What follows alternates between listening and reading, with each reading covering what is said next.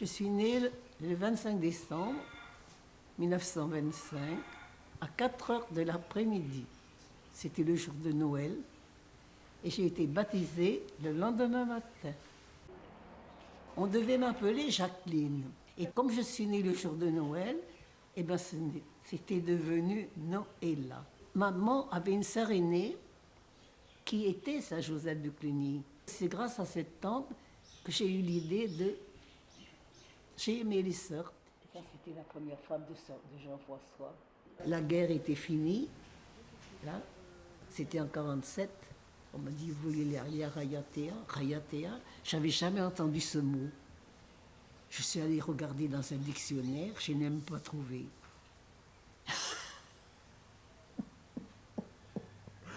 Ah non, Rayatea. Des gens qui me faisaient des commandes.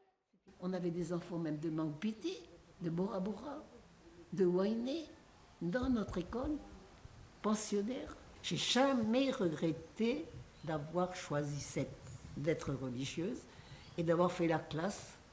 Ça sera pendant 42 ans pour j'ai fait la classe. Ils se sont rassemblés pour me dire au revoir. Et je les connaissais tous par leur nom. J'ai toujours aimé les enfants, toujours. J'ai jamais regretté de ne pas avoir dans mon ventre, mais au départ c'était dur. C'est la chose qui m'a le plus coûté, c'est de ne pas avoir d'enfant à moi. J'ai voyagé le premier vol à Tahiti d'un avion avec Marlon Brando qui venait avec toute son équipe. Ils avaient tourné les révoltés de la Bounty. Marlon Brando, je ne savais pas, moi, je ne me connaissais pas ce Marlon Brando. Hein. Il faisait que rigoler, il faisait que boire du champagne, Et moi, ils m'ont donné du champagne, ils m'ont donné aussi du champagne. Le premier vol initial d'un jet à Tahiti. C'était quelque chose. Hein.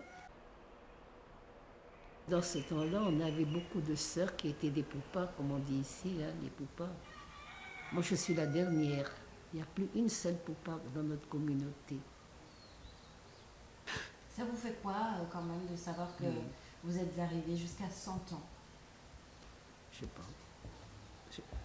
J'ai rien fait de particulier.